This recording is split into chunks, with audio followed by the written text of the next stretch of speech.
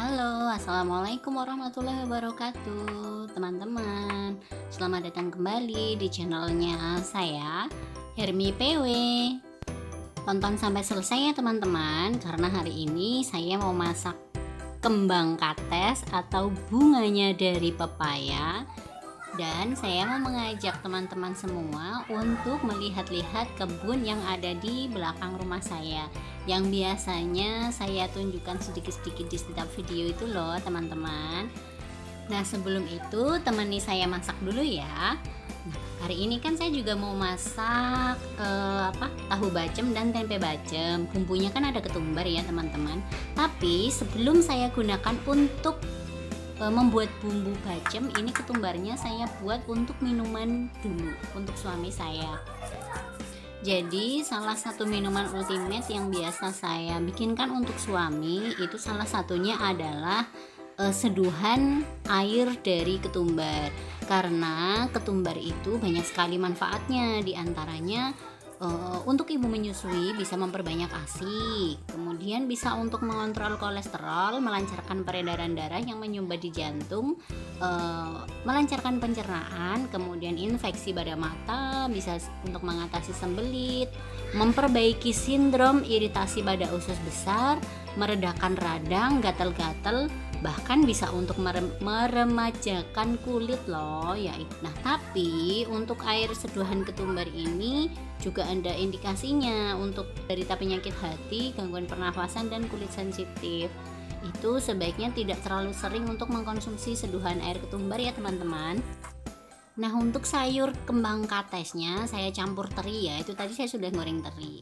Nah, sekarang saya mau mencuci kembang katesnya. Sayang sekali kemarin pas proses metik kembang katesnya udah saya video, tapi saya cari-cari videonya tuh hilang, jadi nggak ada. Nah, ini saya cuci bersih dulu ya. Kemudian saya rendam menggunakan air garam untuk mengurangi pahit aja sih, dan untuk menghilangkan bakteri dan hewan-hewan kecil yang nempel di kembang katesnya ini. Untuk teman-teman yang sudah pernah masak bunga pepaya ini, selain ditumis, kalian sudah pernah mengolah menjadi apa saja sih? Coba tolong tulis di kolom komentar ya, bisa beri saya ide selain ditumis bisa diolah menjadi masakan apa lagi.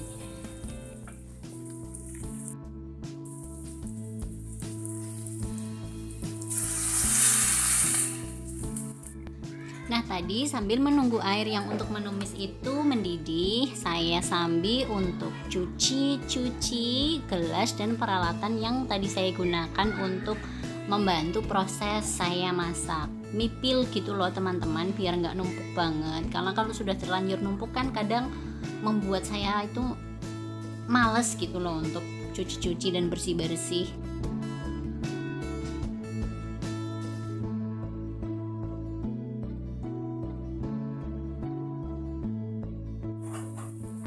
Nah, airnya sudah mendidih ya teman-teman. Kita mulai masukkan bunga pepayanya.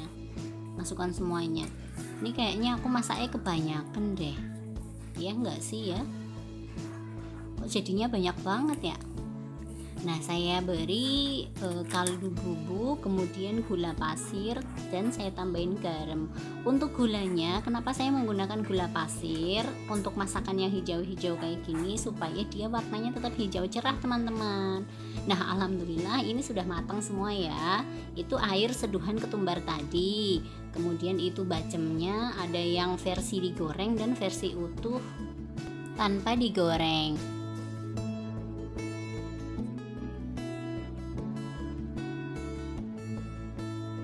Nah, yuk kita mulai ke kebun belakang. Ini ada tanaman palem, dan yang ini ada tanaman bunga daun dewa. Kadang ada juga yang menyebut sebagai sambung nyawa, karena dia bisa untuk mengobati macam-macam, untuk pelindung jantung, untuk TBC, stroke, diabetes, paru-paru, mencegah pengentalan darah dan pengenceran darah.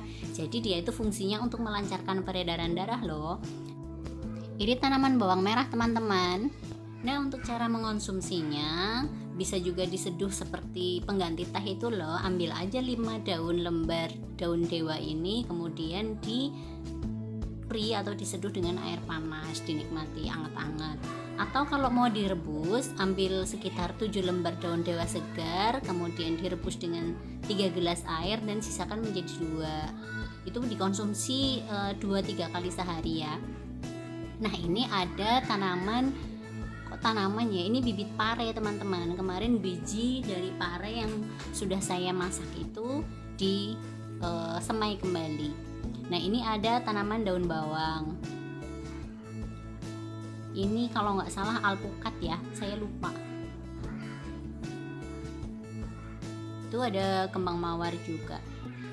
Nah, ini ada jeruk kalamansi. Jeruk kalamansi itu biasa dicampur dengan air kelapa yang bisa untuk es kuwut itu loh. Kalau enggak dicampur dengan teh, bisa jadi teh lemon tea itu. Rasanya benar-benar seperti lemon tea yang kita beli itu loh teman-teman.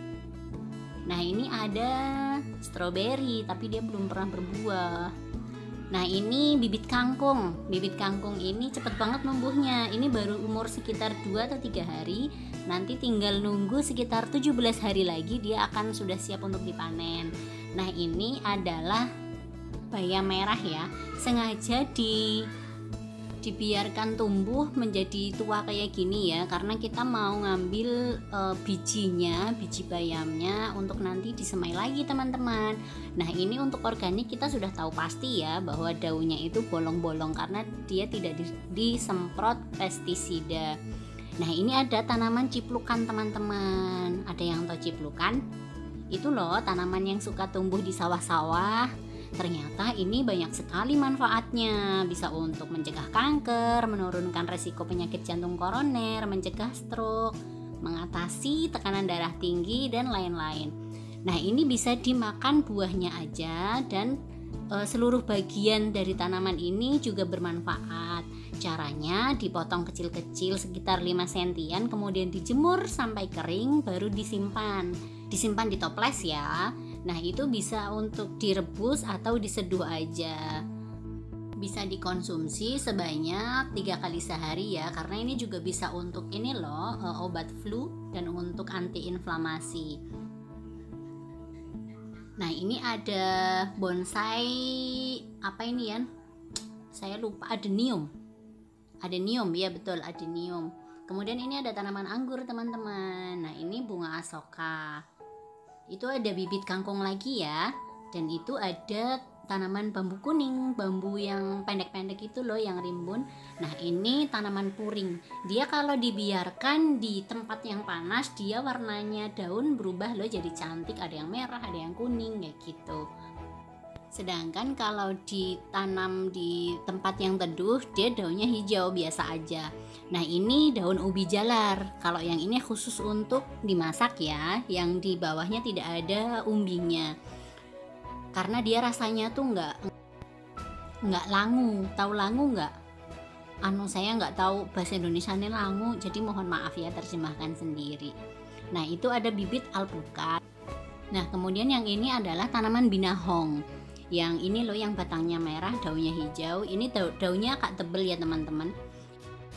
Binahong ini tanaman herbal juga yang bisa untuk mengatasi anemia, memulihkan stamina, mencegah diabetes, mencegah kanker, mengobati MAH, mengobati asam urat, dan bisa mengobati luka bakar.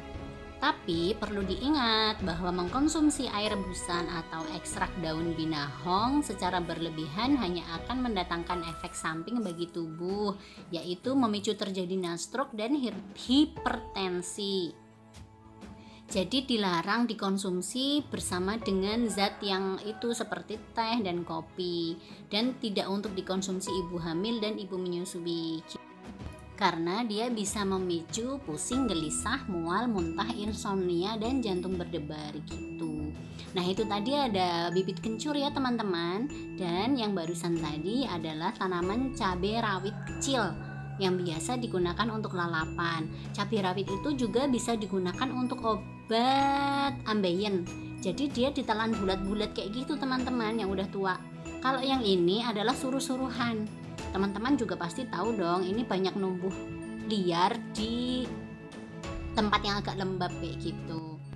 Kalau suruh-suruhan ini bisa untuk mengatasi pegel linu, nyeri haid, menyembuhkan sakit perut, sakit kepala, pusing, asam urat, obat nyeri, dan menjaga kesehatan saluran kemih dan pegel linu. Teman-teman masih ingat tentang itu pare? Ya, pare itu bisa digunakan untuk menyembuhkan kanker loh, yang dibuat untuk jus pare. Dan pare diiris-iris kemudian diseduh menggunakan air panas. Itu dikonsumsi setiap hari 2-3 kali. Nah, ini jeruk nipis. Alhamdulillah sekarang udah hampir nggak pernah beli lagi. Kalau yang ini bunga nusa indah. Ini daun kemangi teman-teman, atau basil. Nah, ini daun pandan. Kalau itu cesim, sedikit sih. Dan itu ada daun jeruk. Nah, itu tanaman jahe. Tapi belum pernah saya panen sih karena dia masih kecil-kecil. Kalau ini daun sirih ya. Nah, ini kanan kirinya itu ditanami anggur ya. Dia nanti akan dibuat kayak semacam gerbang pohon anggur gitu. Kalau ini tanaman kunyit ya. Daunnya kadang saya ambil yang saya gunakan untuk membuat kalau saya lagi masak kare atau masak gulai-gulai kayak gitu. Itu bisa menggunakan teman. Nah, ini daun salam. Daun salam selain digunakan untuk bumbu, dia juga banyak manfaatnya loh. Kalau misalnya hanya dikonsumsi air busanya aja. Itu yang di pojok sana itu tadi ada sereh. Nah, ini bibit-bibit anggur yang ada di belakang rumah ya teman-teman, yang belum disambung dengan entresan yang impor kayak gitu. Karena biasanya bibit lokal anggur itu rasanya kurang manis. Kalau ini adalah sudah tahu pasti banyak yang tahu nih. Ini namanya daun kelor. Banyak sekali kan manfaat daun kelor. Sepertinya saya tidak perlu mengurai di sini. Nah, itu yang kering itu sisa-sisa pohon duku teman-teman. Kemarin kena sambar petir, jadi ya sedih sekali ya nggak bisa panen duku. Kalau itu tanaman matoa. Nah, ini dia adalah pohon pepaya yang tadi kembangnya saya masak. Jadi bentuk kembangnya tuh kayak gitu teman-teman, menjulur kayak gitu. Dan ternyata sayurnya rasanya nggak pahit loh. Yang pahit itu kuahnya. Kalau sayurnya kembangnya sendiri dia nggak pahit. Alhamdulillah kita sudah selesai berkeliling di kebunnya Gria Natura Garden. Dan kalau teman-teman ada yang ingin membahas salah satu tanaman di sini atau salah satu tanaman herbal di sini, silahkan komen di bawah. Nanti akan saya bahas satu persatu. Kalau tadi kurang mendetail ya karena keterbatasan waktu. Terima kasih semuanya. Wassalamualaikum warahmatullahi wabarakatuh.